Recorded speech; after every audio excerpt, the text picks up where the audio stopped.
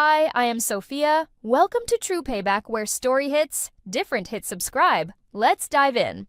Mom spent $8,000 to unmask my lies.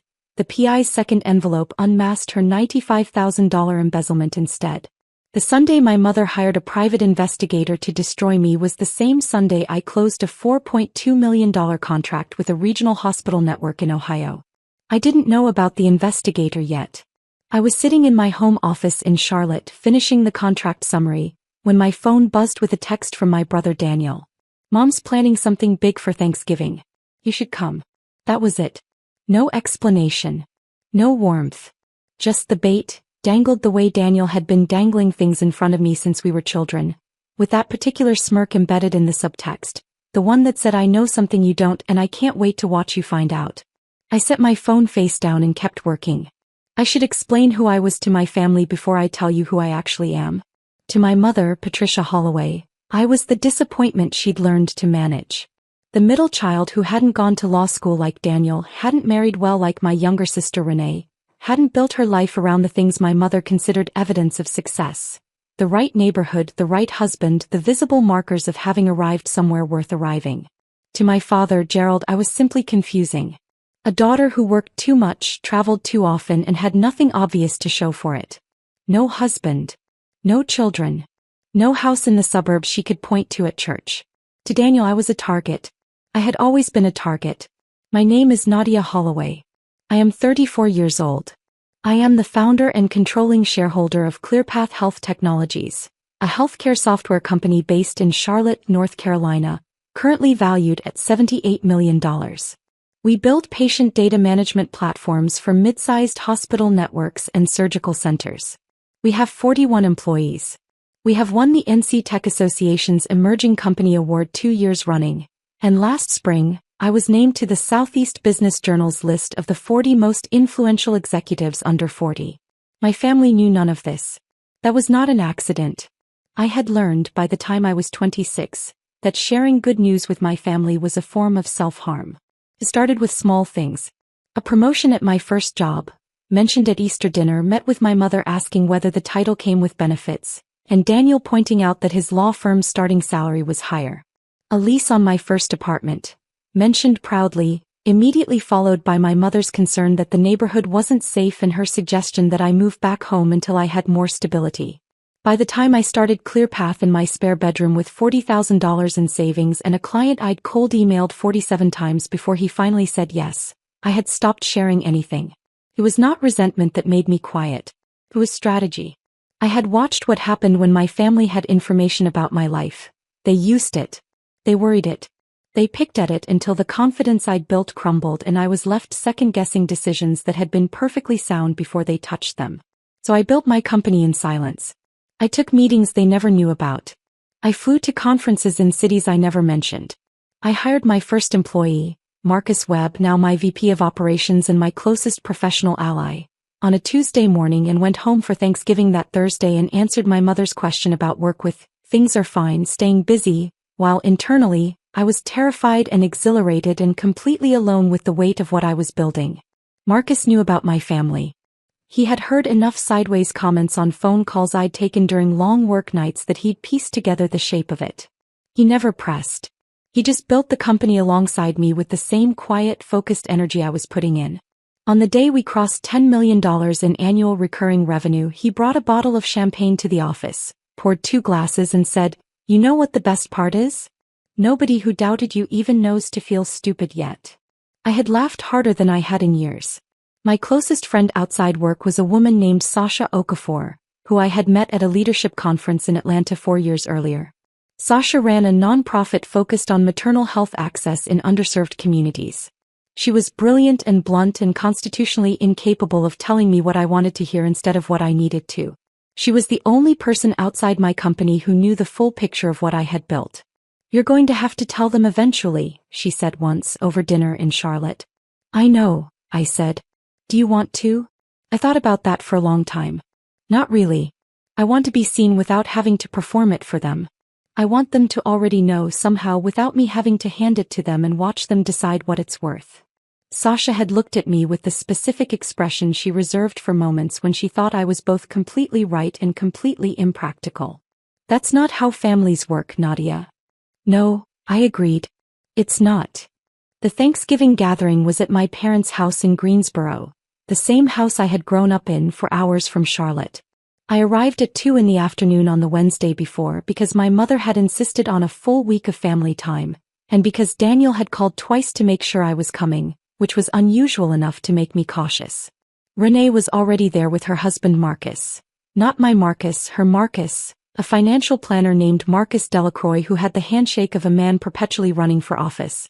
Their 2 daughters, ages 6 and 8, were running through the house with the specific energy of children who had been promised pie. I loved my nieces uncomplicated, genuinely, in a way that was easy because they asked nothing of me except to be present. That evening the family fell into its familiar rhythms. My father grilled. My mother orchestrated the kitchen from her position at the center of it, directing Renee and me while Daniel sat at the kitchen island and offered commentary. He was 40 years old, a corporate attorney at a mid-sized firm in Greensboro, and he held court the way he always had, confidently, casually, as though the world had arranged itself around his convenience. He asked about my work 3 times that evening, each time with a slightly different edge to the question. Still doing the health tech thing? That software company still going? You still working with hospitals, or did that fall through? Each question was designed to confirm what he believed, that I was treading water. That the thing I'd been vague about for years was probably smaller, shakier, less real than I let on. I answered each one with the same mild non-answer I had perfected over years of practice, and each time I did, something behind his eyes went slightly satisfied. I noticed he never checked his phone near me. That was unusual for Daniel. I went to bed that night with a low, specific unease that I couldn't name. Thanksgiving morning was ordinary until it wasn't. My mother had asked everyone to gather in the living room before dinner. That in itself was not strange. She often made announcements at gatherings, coordinated gift exchanges, organized family photos. But when I came downstairs and saw the arrangement, my parents on the sofa, Daniel in the armchair to the left, Renee and her husband on the love seat, and a man I didn't recognize seated near the fireplace with a leather briefcase across his knees, I felt the floor shift very slightly beneath me. The man was in his late 50s, silver-haired. A dark suit that was too formal for a Thanksgiving living room. He had the particular stillness of someone accustomed to rooms where things were about to change. My mother stood. "I want everyone here for this," she said. She used her most composed voice, the one she reserved for things she had rehearsed. Over the past 8 weeks I made a decision. I hired a professional investigator. His name is Raymond Stokes. 30 years in financial investigation, formerly with the FBI. She gestured toward the man near the fireplace. I paid $8,000 for a complete background and financial investigation. Because I love this family and because I believe the truth matters and because for years, I have felt that Nadia has not been honest with us about her life. Renee looked at me startled. Her husband studied his hands. Daniel did not look at me at all. He was looking at my mother with the expression of someone watching a plan execute. My nieces were upstairs. I was grateful for that. I sat down on the remaining chair near the window. I said nothing. I folded my hands in my lap and I waited, and the thing I felt was not fear exactly. It was something quieter and colder and more precise. I recognized this moment. I had spent years wondering if it would come, and now that it had, I found I was almost relieved to finally be in it. Raymond Stokes set his briefcase on the coffee table. He opened it. He removed 2 manila envelopes. Large, sealed, identical except for the handwritten labels on each. He set them side by side. "I want to be clear about how I work," he said. His voice was even, unhurried. The voice of a man who had delivered difficult information in living rooms before. When a client hires me to conduct a financial and background investigation on a subject, my professional standard requires that I investigate all relevant parties, not only the named subject, but any parties financially or legally connected to the matter. That is what I was hired to do. That is what I did. I have 2 reports. My mother nodded. She was still standing. She looked certain. "First envelope," Stokes said and lifted it. The named subject. Nadia Holloway. He opened it.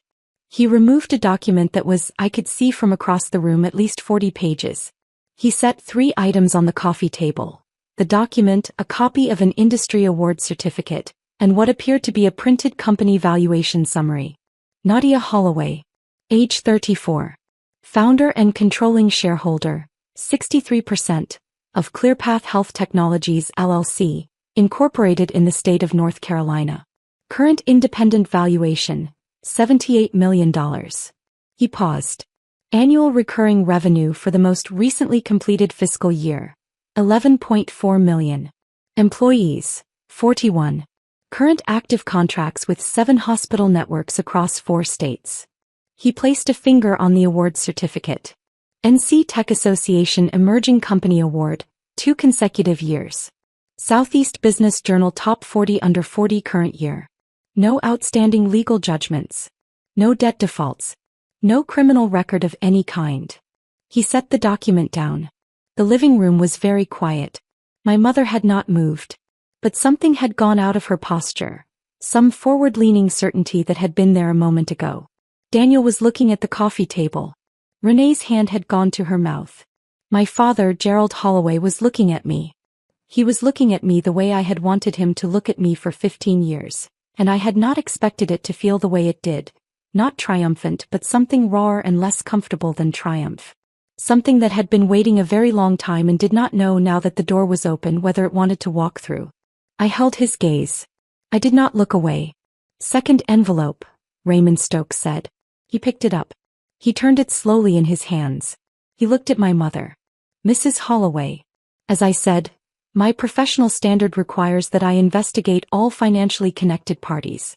In the course of investigating your daughter's background, I became aware of a financial relationship between your household and a registered nonprofit organization operating in Guilford County. The Holloway Family Community Foundation." He paused. "Registered in 2019. Named board member, Patricia Holloway." He opened the second envelope. Over 19 months, between March of last year and the present, $95,000 was diverted from the nonprofit's operating account through a series of transactions that do not correspond to any documented charitable expenditure, vendor contract, or board-approved disbursement. He set the second document on the table. "I don't deliver half-truths," he said simply. "That's not how I work." My mother sat down. She sat down the way people sit when their legs make the decision before their mind does. Suddenly. Completely. She sat down on the sofa and she looked at the second envelope, and she did not look like my mother anymore. Not the composed, certain woman who had stood up 60 seconds ago to dismantle me in front of our family. She looked small in a way I had never seen her look, and old and cornered. Daniel said, "There has to be an explanation for." "The documentation is complete," Stokes said quietly. "Transaction records, account statements, and a timeline." He looked at Daniel. "I would recommend you and your mother speak with legal counsel before discussing the specifics further." Is this, Renee's voice came out thin. "Is this criminal?" "Diversion of nonprofit funds is a matter of state and federal law," Stokes said. "I am not an attorney. What I can tell you is that the documentation in that envelope is comprehensive." My father had not spoken. He was still sitting in the same position he had been in since the meeting began, and the expression on his face was one I had no name for. Not shock exactly, not anger, something that looked like a man watching 2 things he believed about his life revise themselves simultaneously. Daniel stood up. "This is ridiculous. Mom, don't say anything else. I'm calling." He pulled out his phone. "Sit down, Daniel," my father said. It was quiet. It was completely quiet. Daniel sat down. I had not spoken since I sat down at the beginning of this meeting. I had not cried. I had not smiled. I had watched the room the way I had learned to watch rooms. With attention, with patience, with the particular stillness of someone who has already done the harder work and simply needs to wait for the evidence to speak. Raymond Stokes closed his briefcase. He stood. He handed my father a business card. Both full reports are in their respective envelopes. My contact information is on the card if you have questions. He looked around the room once, with the detached professionalism of a man completing a job he'd agreed to do. "I'm sorry this wasn't the outcome you expected, Mrs. Holloway." He walked to the front door, let himself out, and closed it quietly behind him. The family sat in the wreckage of the Thanksgiving living room. My father picked up the first report, my report, and began to read it. What happened in the 30 minutes after Raymond Stokes left is not easy to describe cleanly, because it did not happen cleanly. My mother cried. Not the performative tears she sometimes used in arguments, but something that looked genuinely broken. The tears of someone who had built a narrative carefully for years and watched it collapse in under 4 minutes. She said my name twice, and both times it came out like a question, and both times I found I had nothing to give her. Daniel made 3 phone calls in the backyard. Through the window I could see him pacing, one hand pressed to his forehead, his voice too low to hear. Renee came and sat next to me on the couch. She didn't say anything for a long time. Then she said, "I didn't know about the investigation until last week. Daniel told me it would be, he said it would clear the air." "I know," I said. I did know. Renee had never been cruel to me. She had been passive in the way that well-meaning people are passive, which is its own kind of wound but a different one. "Nadia's $78 million. Yes. And you never, why didn't you ever?" I turned and looked at my sister. She was 31 years old and had a good life and had always assumed, with the easy confidence of someone who has never been the target, that the family dynamics she observed were minor, manageable, not really as serious as I had sometimes suggested. "Because," I said carefully, "every time I shared something good with this family, it was used to diminish me. So I stopped sharing." She was quiet for a long time. "That's fair," she finally said. And the way she said it, simply without defense, was the first genuinely honest thing I could remember Renee saying to me in years. My father found me in the kitchen an hour later.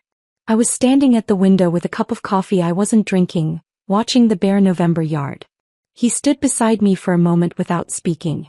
Gerald Holloway was a retired civil engineer, a man who communicated primarily through silence and proximity, who had loved his children in the particular muted way of men who were raised by other muted men, who had never known how to say the things that needed saying and had spent his life hoping his presence communicated them instead. "I'm sorry," he said. 2 words. Inadequate by any standard. But he said them as though he meant them.